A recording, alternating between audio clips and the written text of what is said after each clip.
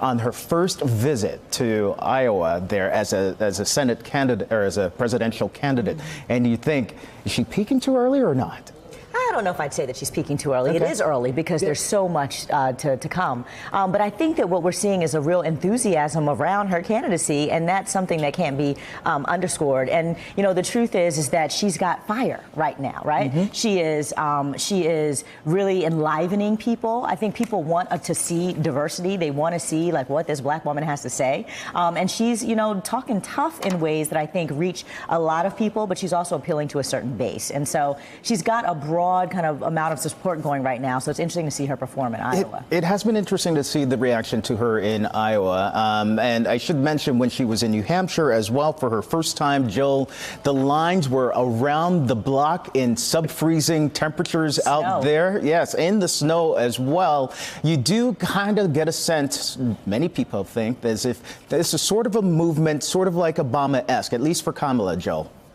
Sure. And as Aisha said, look, it's really early. But what's good for Senator Harris is there is a lot of excitement. And what that means is that means money, that means infrastructure, that means you'll start to see endorsements roll out. Those are all important trappings of being kind of the early front runner. But what that does not do, that does not mean anyone has cast a vote yet in a caucus. That doesn't mean anyone has stood outside near Vaughn, right, and decided who they're going to caucus with. So there's a lot of time left. There's also something else left, too. There are two people who are outside of the race right now who could seismically change the race, Joe Biden and Beto O'Rourke. If they jump in, that changes the dynamics of the race altogether. So for right now, Kamala is certainly the front runner. But Biden and Beto could certainly change the math. Okay, well, you queued us up right there. Let's talk about Biden for a second, because we do have a new poll that shows that Joe Biden is atop of the potential race right now with double digits here, 28%. Bernie Sanders, who's just in the race officially by a few days there. But that person, that 14%, ooh.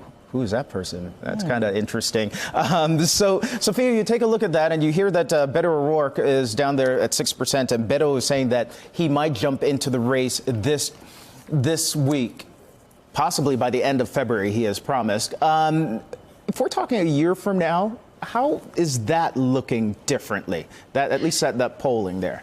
Can we get honest here? Beto has no chance here and should not run. If you can't get elected in your home state of Texas as a U.S. Senator, I don't understand how you're even being talked about as a presidential contender. You've got Kamala Harris in this race. You've got Amy Klobuchar, although she's had a very tough week and continues to be brutalized by these stories about how she has allegedly treated her staff. This thing about eating salad with a comb is, I don't even know what to say about that.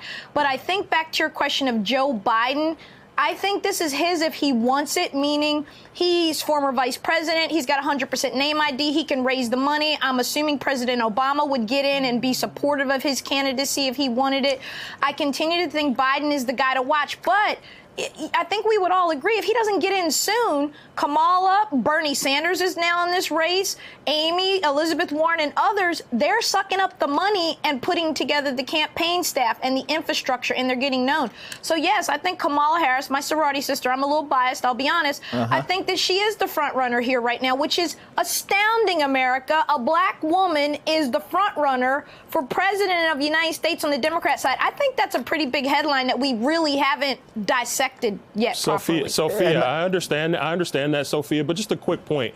Beto has something that a lot of the other candidates want, charisma.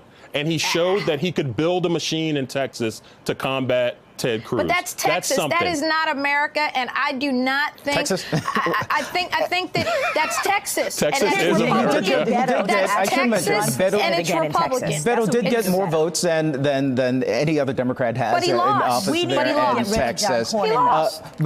And John Cornyn is running, and there are a lot of people who are saying that possibly having him Beto run against John Cornyn next year. All right. Well, she's fired up about Beto, which will kind of make you feel as if at 6% on that polling there, that maybe that's who the Republicans are worried about.